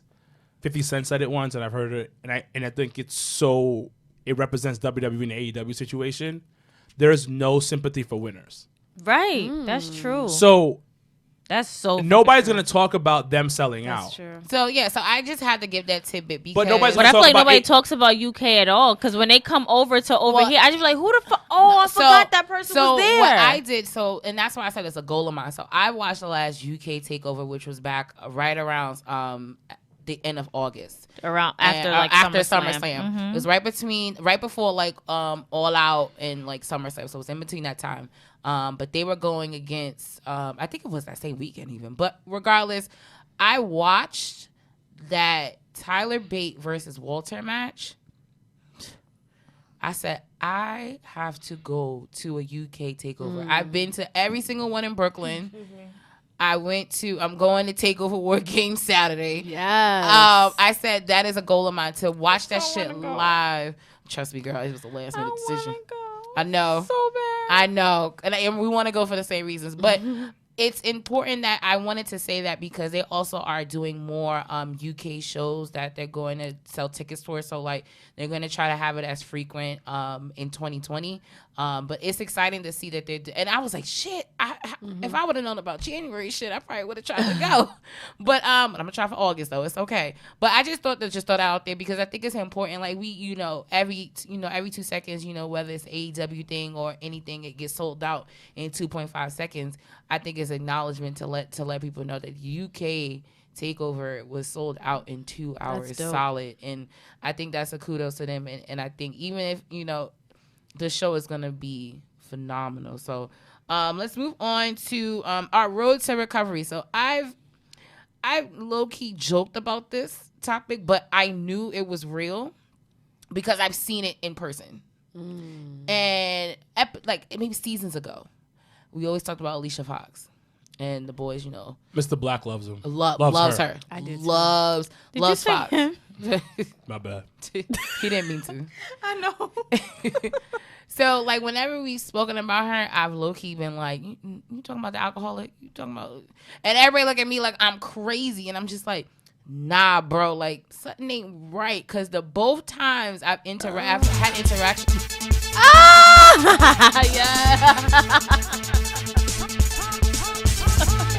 Yo, that is the stripper song of a lifetime. It's her theme song, though. It is her theme song.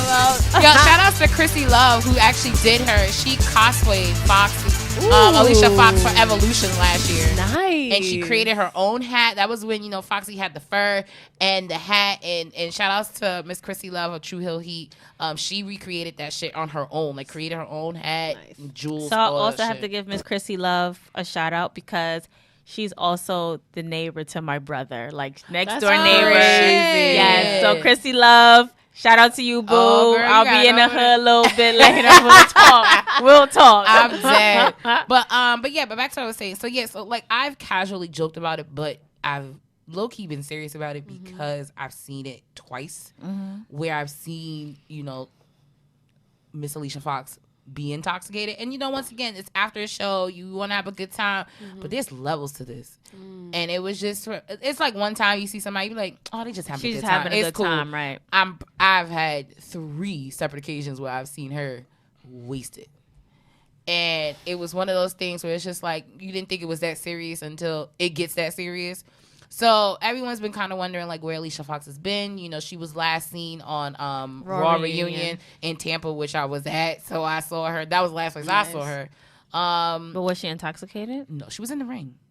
I didn't see her like on the streets of Tampa. I can't validate that. Right. No, the places I seen was Orlando for Dallas, New York twice, and then Dallas Mania weekend.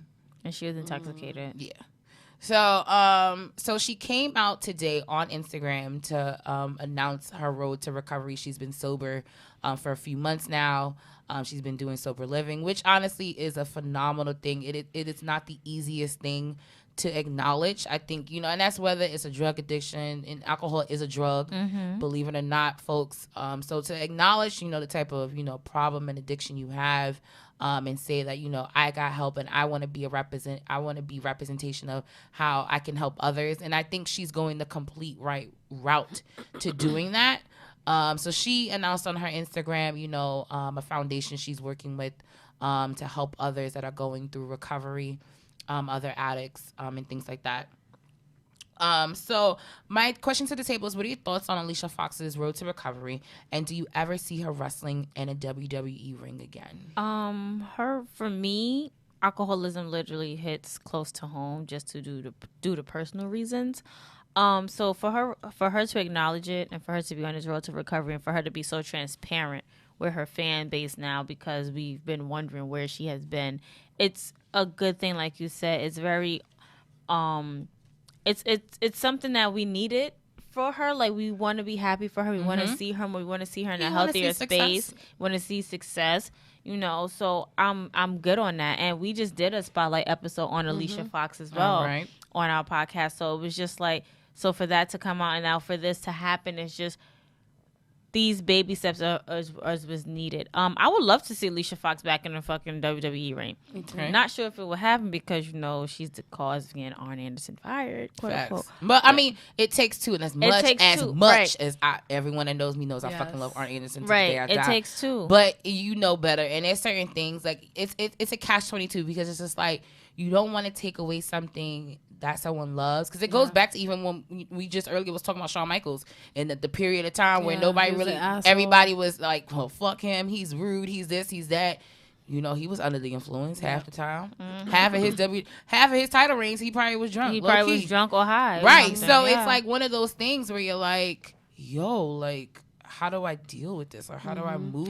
And as a producer, like how do I take the one thing away from the person that is keeping them alive? Because that would enable them to do more. Correct. And it could have probably killed her if she wasn't in the ring or whatever. Because Alicia Fox, we can't, like we said before, like we can never take away her athleticism. Absolutely not. Her long legs, her everything that she's done in the ring, we can't take that away from her. No. Like, she's one of the most athletic Divas champion. Can't take that away from her. First African American, only Divas champion at that. Like, she's very athletic. She's very agile. She's good in the ring. But it was just like I knew something was wrong when these tantrums started happening. Like, I knew it was a part of her character at first. But then when you started to see, like, she wasn't acting right. Like, you started to see, like, a little bit play on TV. I was like, yeah, something ain't right with her. Something is not... Like, somebody's not happy, something's going wrong, something's whatever. So the fact that she's on this road to recovery, I'm happy to see that she was able to share it with fans. And I feel like a lot of people will reach out to her through the snail mail that she provided. And I just want to see more for her. I do want to see her back in the WWE ring. I want to see her come back. I want to see her come back as her own person, like not partner with the Bellas if they come back, not partner with anybody who's on there now. Coming back. What you thinking? But I do want to see her come back and to have a fresh start. Because she's, like, you pointed out, she's on the alumni page Yeah, now? she's on the WWE alumni Officially. page. Yeah, so I do want to see her come back off that page. I would like to see her come back have a too. run. And and this is gonna sound crazy, but I think she has more potential to come back now than she did before because WWE loves a comeback story. They love being able to say that they, think about Eddie Guerrero. They had that documentary about him at first before he came back about how he overcame his demons. They love that phrase, overcame their demons. So I could see Alicia Fox getting sober and them wanting to do more just off the fact that she also offered help to people. Like she said, I'm on this journey, come with me. Like I want to offer help as well. So I'm really proud of her. I think it's been rumors that's been surrounding her for all of this time. And then all of her fans, I feel like she's gotten buried. Maybe she's gotten buried because she's had a problem with alcohol. Right. Like she didn't know what to say or how to come out of that. Yeah, and I think this is a good explanation to her fans of just an explanation of like what her career has been. Right. Like, Sir Wilkins, thoughts on Miss Alicia Fox? This is good. Super good for her. I very proud of her. I spoke about this on a couple other episodes, like a while back when Sasha Banks was having some issues in the E. And one of my biggest issues was that there was no black female figurehead in the locker room.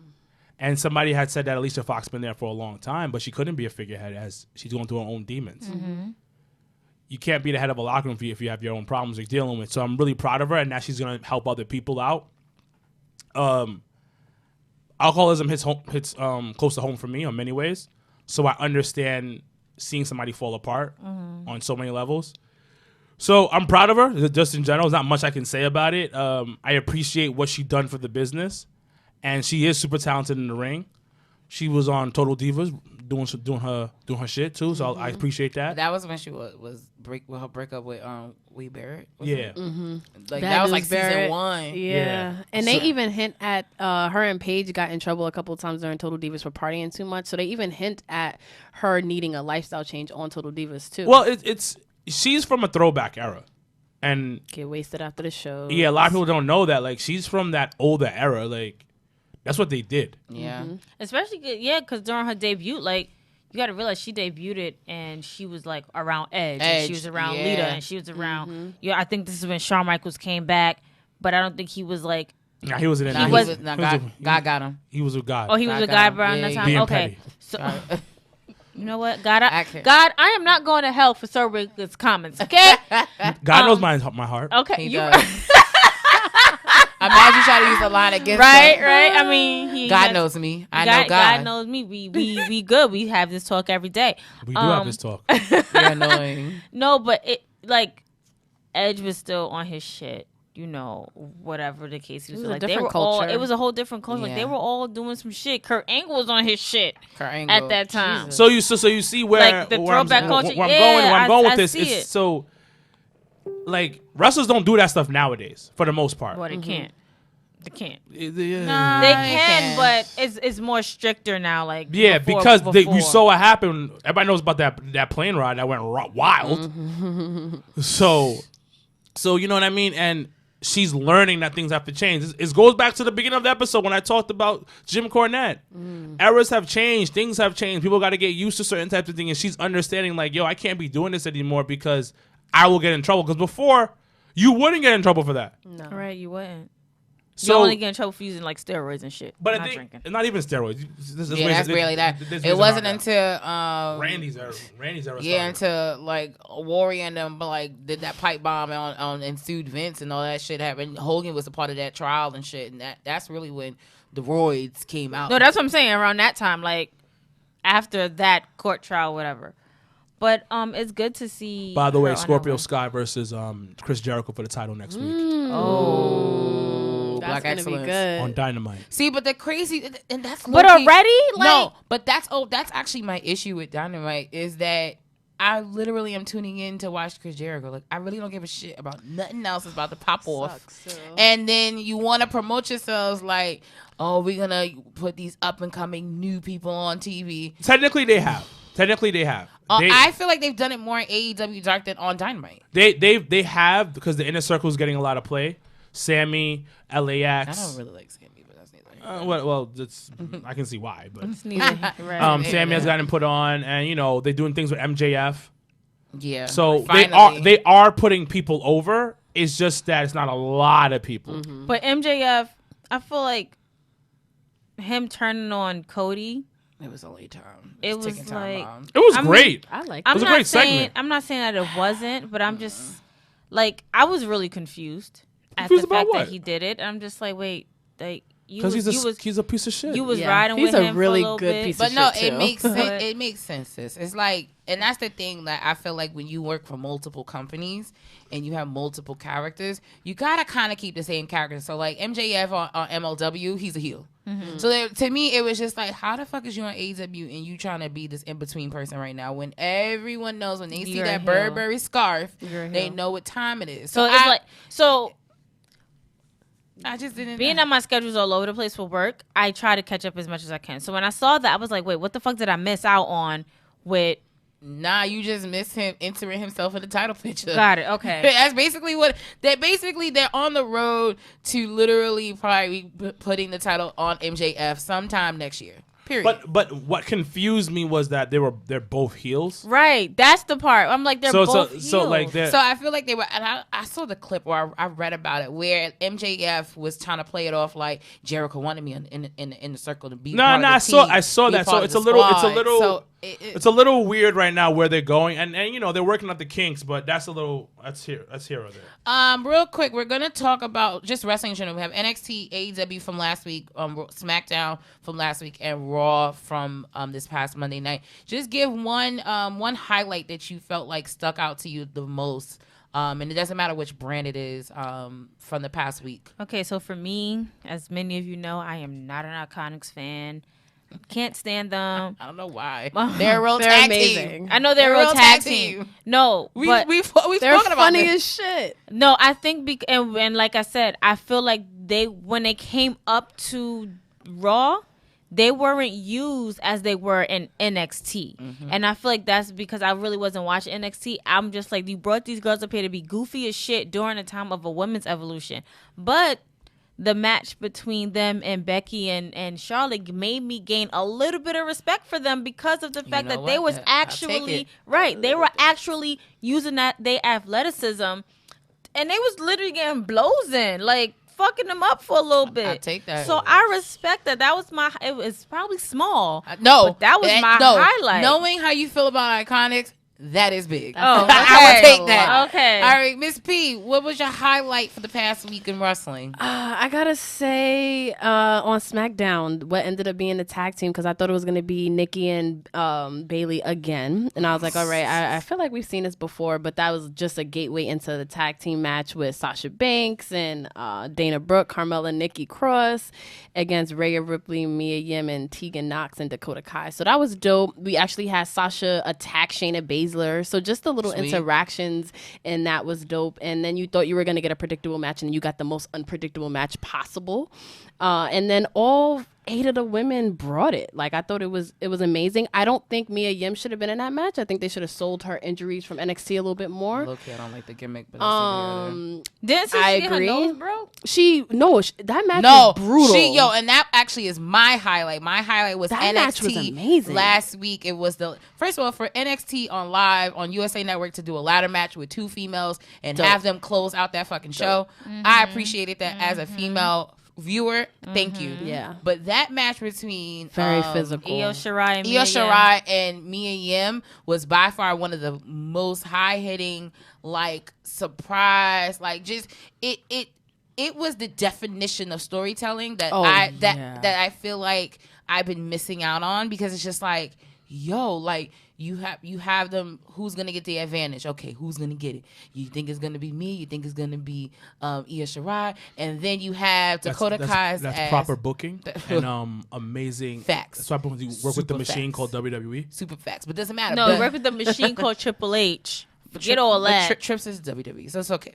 But then you have Dakota Kai come out, who's been trying to be like, pick me, you know, like with And the she person, didn't even get you know, picked. like the person, like when you do dodgeball when you was a Like, little ooh, kid, ooh, and everybody picks one, and she was the last one, She but was she's last, the and she odd still number, didn't get so she picked. don't get picked. Yeah. So she was playing that well, because I've actually been sitting here waiting for her to turn on all these bitches anyway. Yeah. So I felt like, oh shit, she about to turn on them. Nah, psych, nah, she gonna help her. So she helped Mia Yim, and then fucking what's her face from NXT UK comes out of fucking nowhere. That was I was dope. like, That oh, was dope. Wait, who? Kylie what's her- Ray. yeah, Kylie Oh, Ray, okay, who okay. is the NXT women UK Women's Champion, came out through fucking Mia Yim.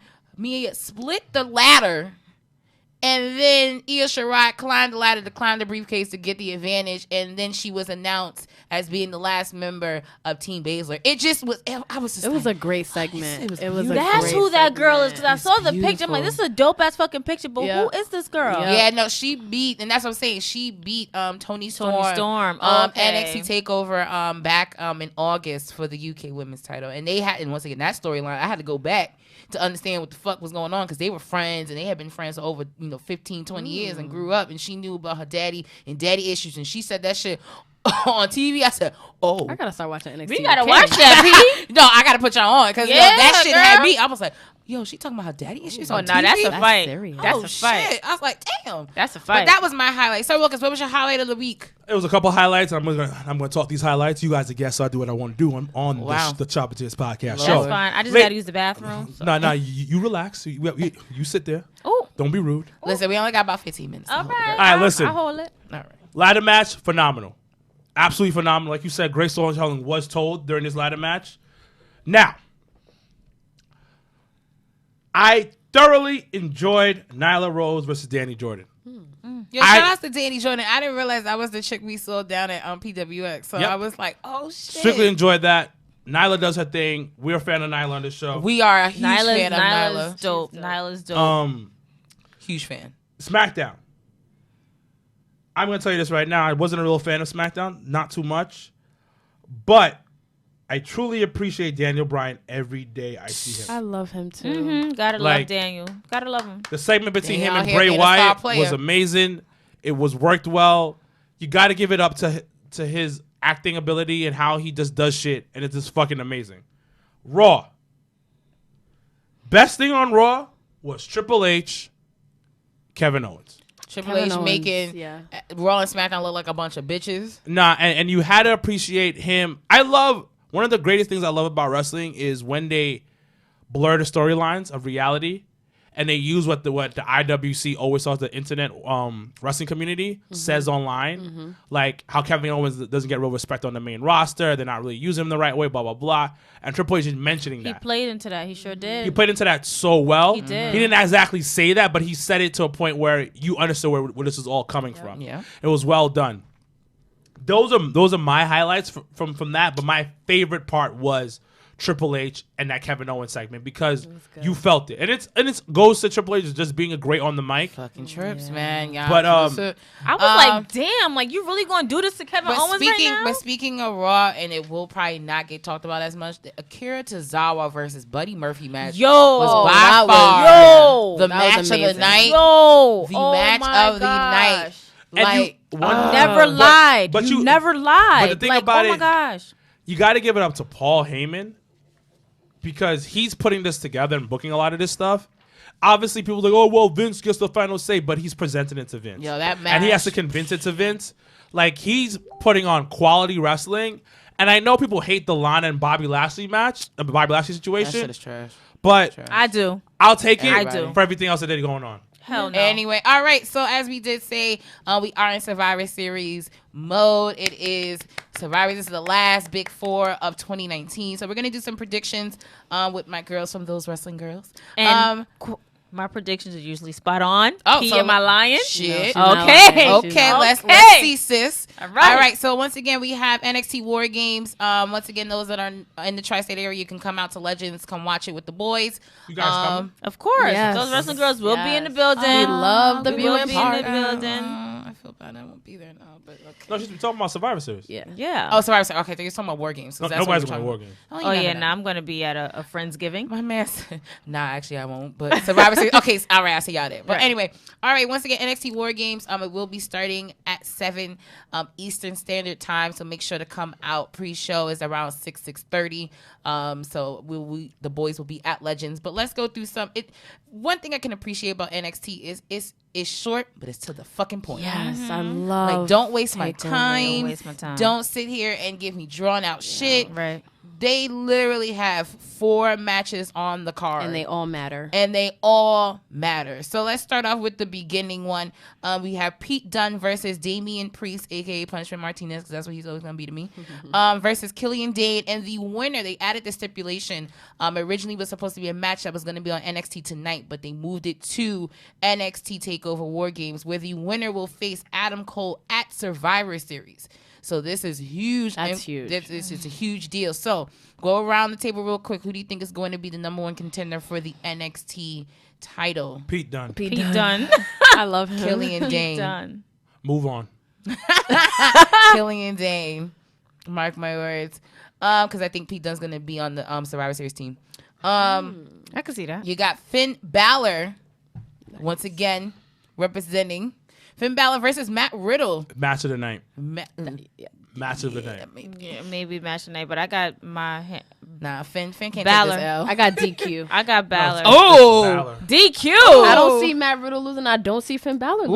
Ooh, That's a good match. That was That's a good Ooh, prediction. shit, you just the curveball. I was Right. like, what? That's true. That's Yo, true. first of all, shout out to Matt Riddle for always wrestling and popping up out of his flip flops. I think Yo, that is Shout out. the The way dopest he shit pops ever. up out Really them flip is. flops. Like, I don't he need. ran- I don't need them to change that at He all. no, don't change that shit. He ran up on fucking Finn Balor last week on NXT And jumped had out them one shits. slipper still on.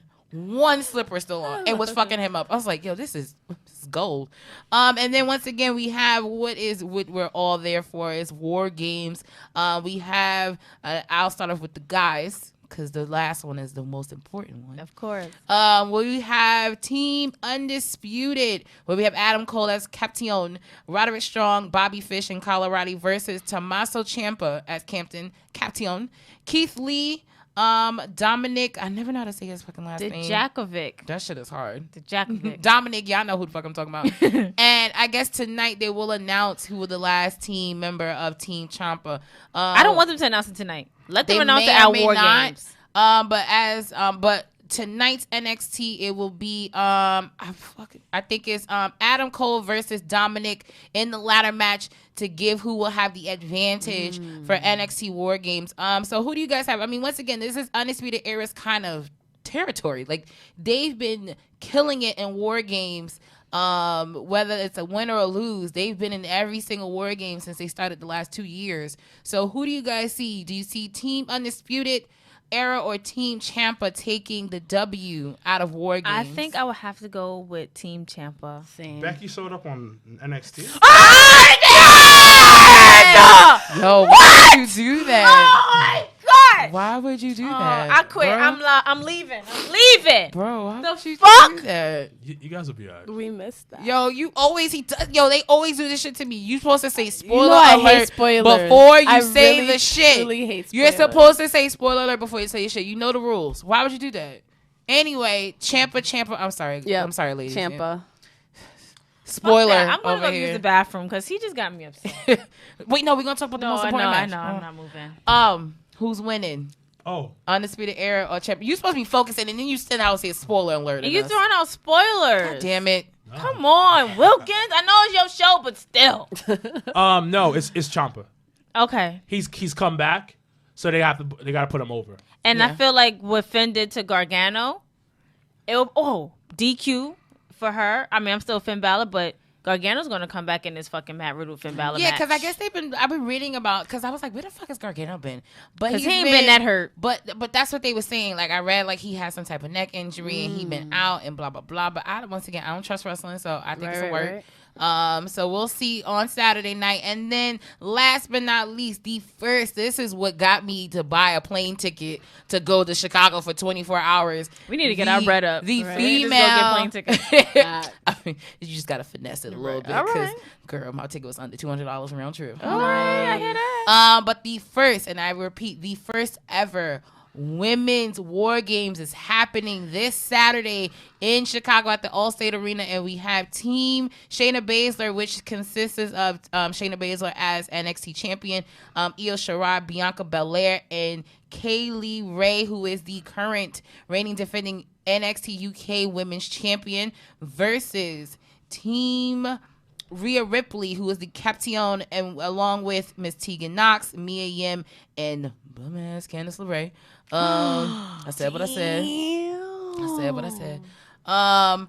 Ladies, because clearly we're gonna get to the gentlemen, but ladies, do we have Team Shayna Baszler or do we have Team Rhea Ripley winning War Games? I think it's hard. It's hard because you got two champions on one team. Can everybody just win for me? Come Right. on. Yeah, it's This a is win-win so for all of us. How hard. about that? It's very true. It is a because, win-win. And to me, I've always told the boys for I feel like the past year, I said the little girl in me. I mean, you was a WWE girl growing up. For me, I was a WCW girl. I'm not even gonna hold you. So to me, War Games screams Dusty. Yep. It screams doing something different. It screams just so many different things of that era. So to me, as the little girl that grew up watching WCW, to me it was super important to see War Games live.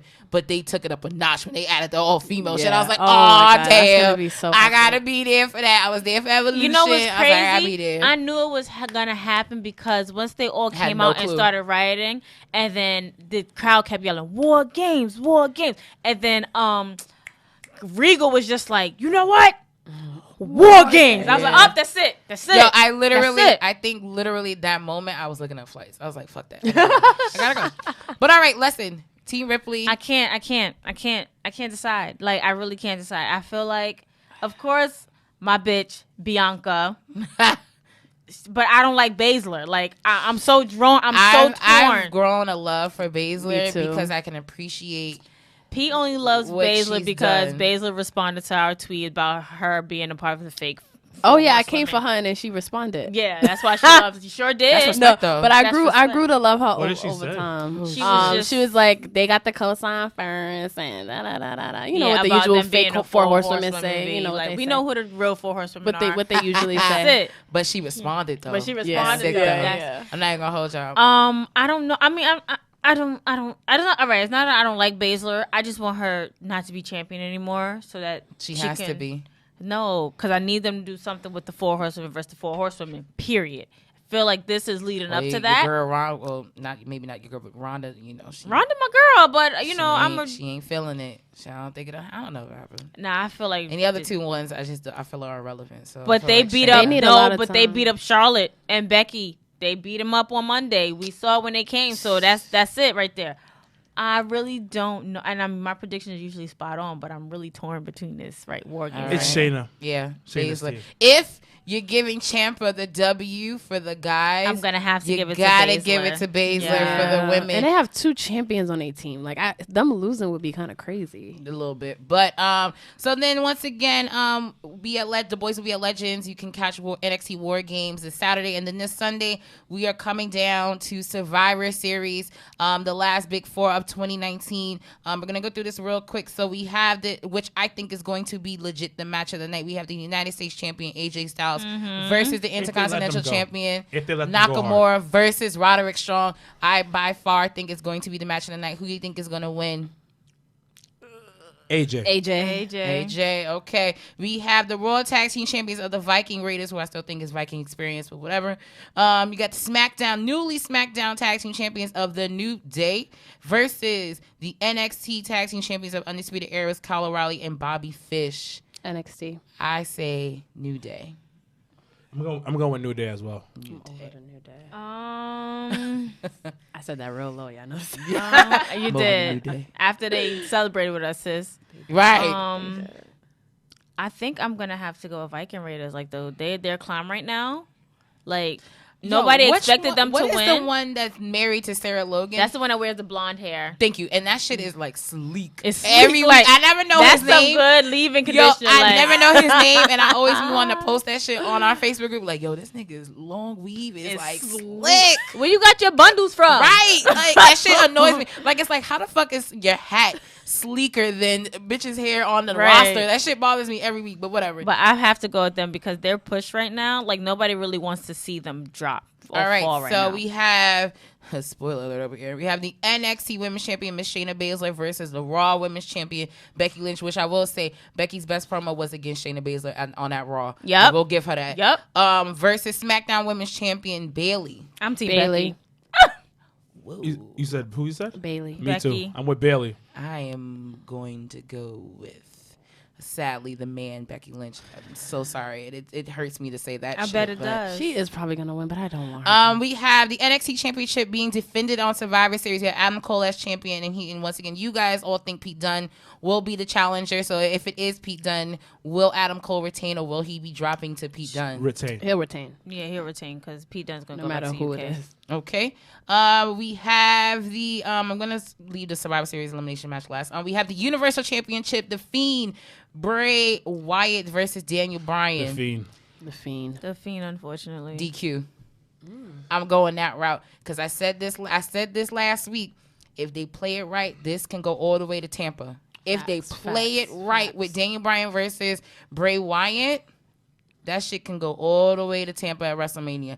And then we have the WWE Championship match, No Holds Barred, announced this past Monday on Raw, where it will be Brock Lesnar, who is champion, versus Mr. 619 Rey Mysterio. Rey Mysterio. Rey Mysterio will win, and I put...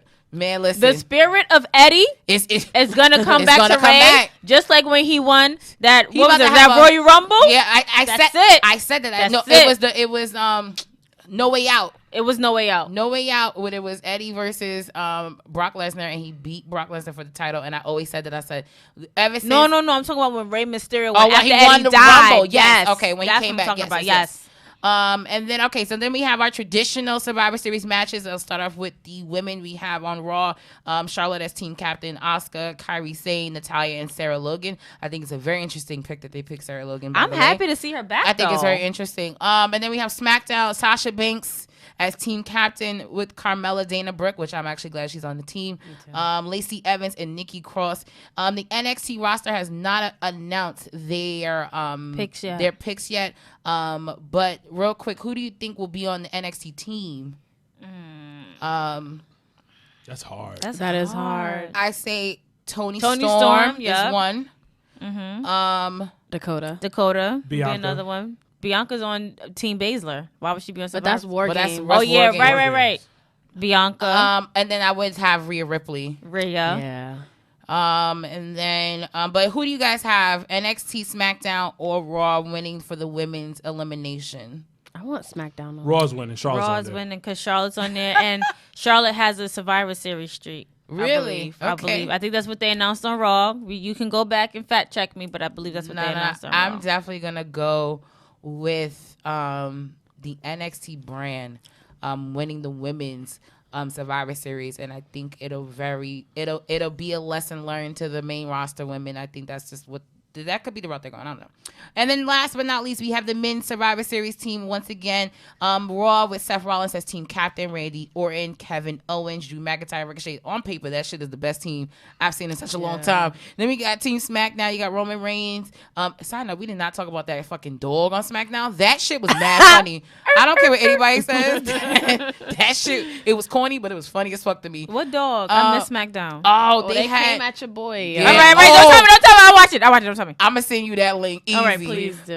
So we have once again Roman Reigns as team captain on SmackDown. Shorty G, King. I hate that Corbin. name for him. I fucking love it. It's so marketable. I hate that I don't name for care. him. It's It is so marketable. We have King Corbin, Mustafa Ali, and Braun Strowman, and then the NXT guys have not once again been announced for Survivor Series. Who do you guys, real quick, think will be on the team? Definitely, Undisputed and Matt Riddle. I'm dead. I see Ciampa. No, Ciampa, Balor. I see. They better not put Ciampa. I see Swerve.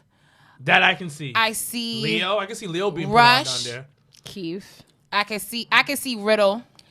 What if Keith. Velveteen Dream come back? And I said that on our Big Four.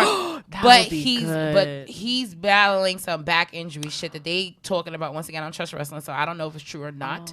But I do think that'll be the greatest way to bring back Velveteen Dream, would have him be the Survivor Series team member. So who do you guys have for the men's? As much as this NXT. hurts me to say, I'm going with Team Raw. It's the best fucking team on paper On right now. paper, And I- Team SmackDown cannot get along right about now. King Corbin has come for Shorty G, Roman Reigns because The Rock embarrassed him, Mustafa Ali. They're shafting him a little bit, and you got Braun Strowman. Like they're using Braun Strowman like they used Big Show back in like 97, 98. Like Dead. it doesn't. And as much as I love Roman Reigns, I'm sorry, I got to go to Shield, brother, bro. We'll talk about I it think later. it's gonna be SmackDown. I think they're purposely making it look like a dysfunctional family that will come together for that one night.